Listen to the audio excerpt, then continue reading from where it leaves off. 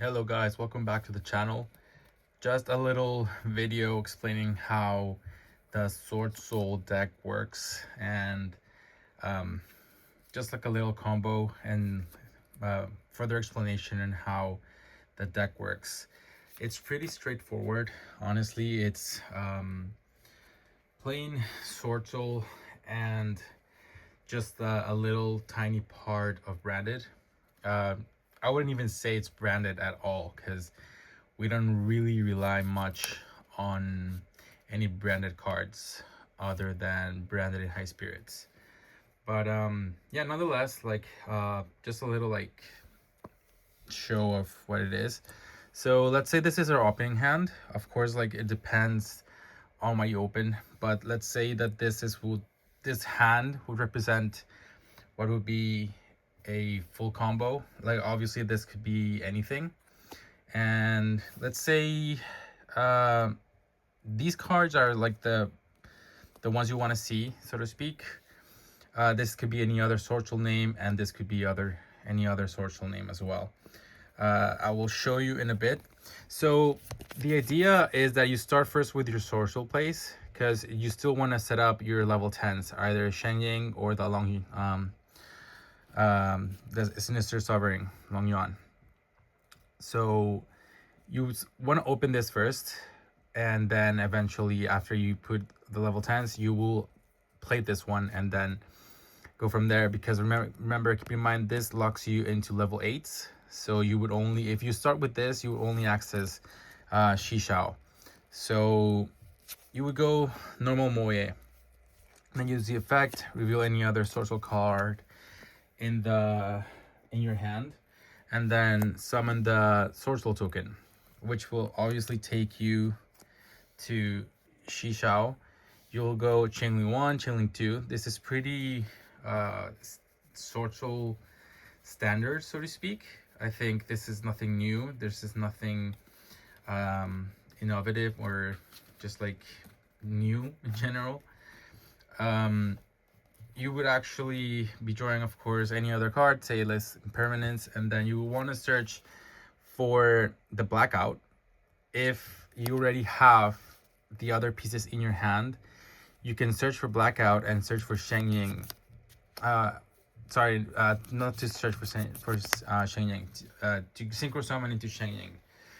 But it also depends on the matchup, right? Because sometimes maybe the Sinister Sovereign will be more helpful than the Shishao, than the Shenyang, sorry.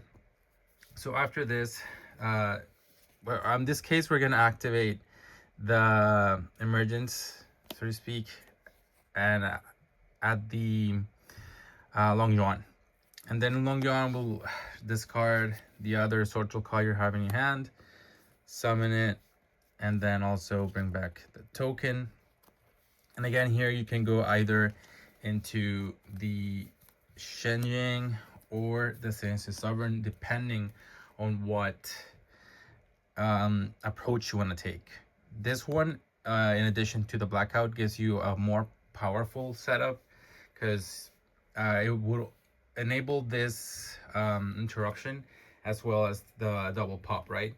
So it's really good in that sense. So let's go with the Shenyang first, and show you why it's so powerful and why is it that it's very strong to blend these two together. So now that we're done with our Swordsoul plays, then we will go into the Fallen of the White Dragon, activating the effect. Obviously, you're gonna send initially your Albion, so you can also have access to the Fallen and the Virtuous. And then, of course, effect of Fallen of the White, you're gonna go into the Cartesia. So Cartesia here is what really bridges both engines.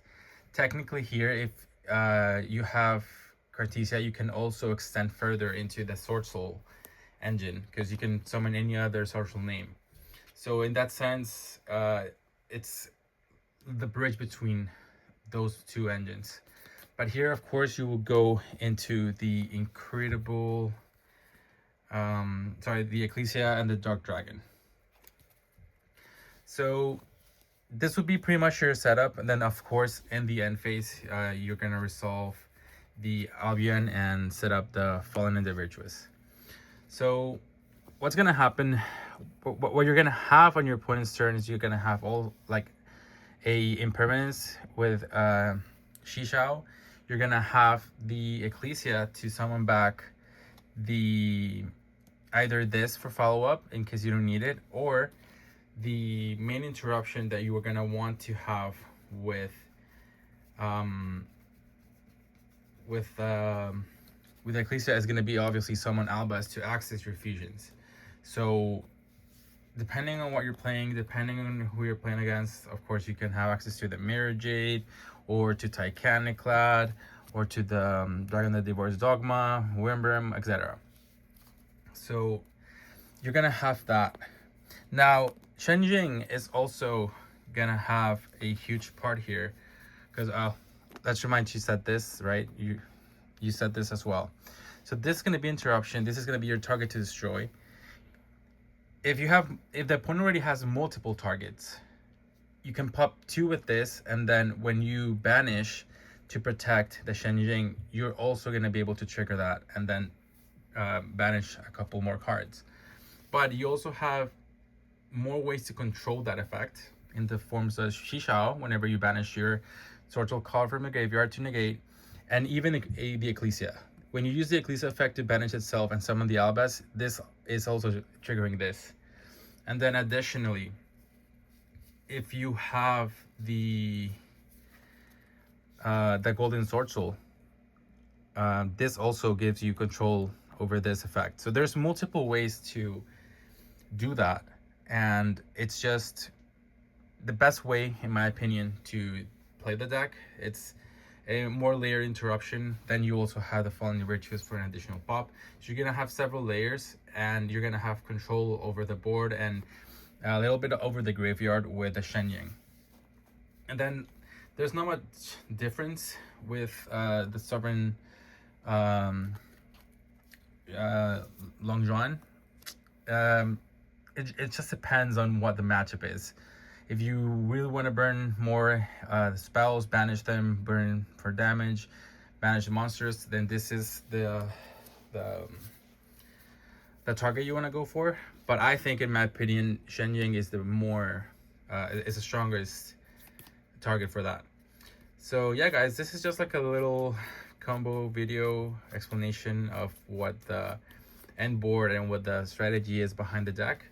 And yeah, let me know if you have any other questions about it. Also additionally, as an additional interruption, if maybe you see Albas is not the way, or maybe you have something different, you can also summon the Incredible Ecclesia and then use its effect to tribute itself to summon another Swordsoul. And you can also summon your Iris as well by tributing this. And then this is another interruption. Either is to pop a monster from the extra deck, is it to draw more cards so you can draw into your hand traps, or is it another special summon in case you open Albas in your hand. This would be a better approach, because then you can also control on when you summon the Albas. So it's just like different layers, different ways to play the deck, but like the different options that it gives you, I think it's what makes it so fun to play. And yeah, that's it, guys. Thank you guys for watching as well, and let me know if you have any further questions, suggestions, and yeah, I'll see you in the next one.